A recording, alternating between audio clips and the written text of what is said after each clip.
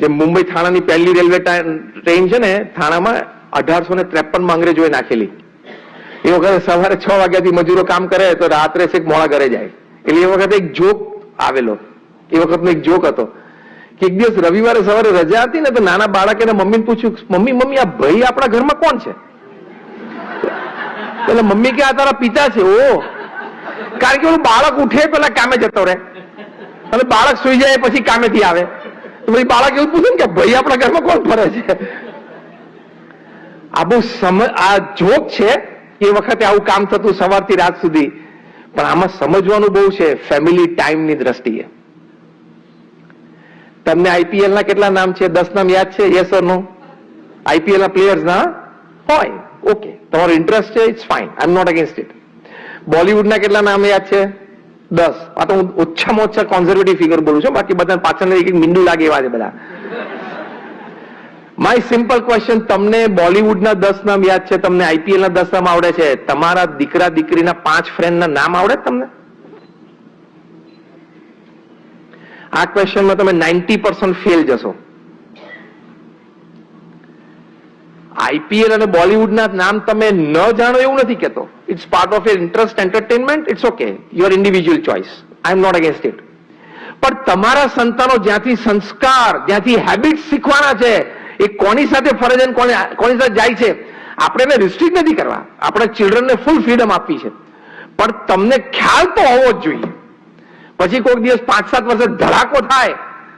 ધડાકો શબ્દમાં સમજી ગયા? બધું સમજી ગયા?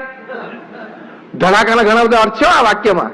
5-7 વર્ષે ધડાકો થાય, તમારા દીકરા દીકરી કરે તો કે લે, પણ હવે લે એટલે લઈ જ લેવાનું છે, હવે એમાં કઈ કરવાનું જ નથી, એક્સેપ્ટ જ કરવાનું છે તારે. લે કે પણ હવે લે એટલે પતિ જ. એટલે આ પારિવારિક સંસ્કાર માટેની આ વાત છે.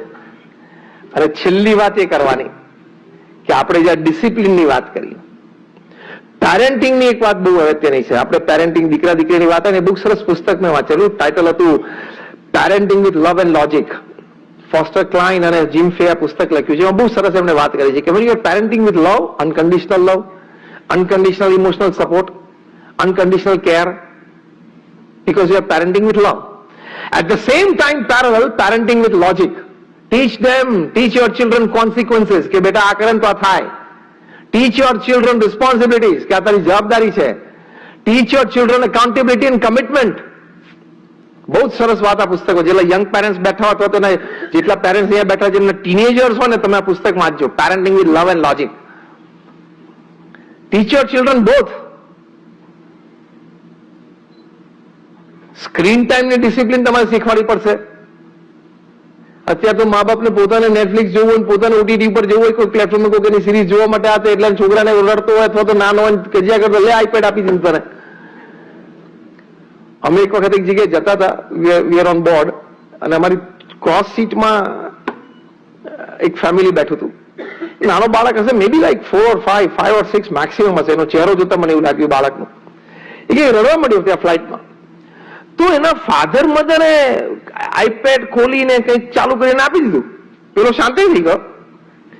પણ અને એ બંને જણાને પોતાને જે ડાઉનલોડેડ જેટલું જોવું તે બધું એ લોકો જોવા માંડ્યા. 3 જણા ઓન સ્ક્રીન હતા. મેં કહું આહો, પડતી તો જુઓ પૃથ્વી પર. આ કેવી પડતી છે પૃથ્વી પર કે for taking care of your child you have to take help of a screen.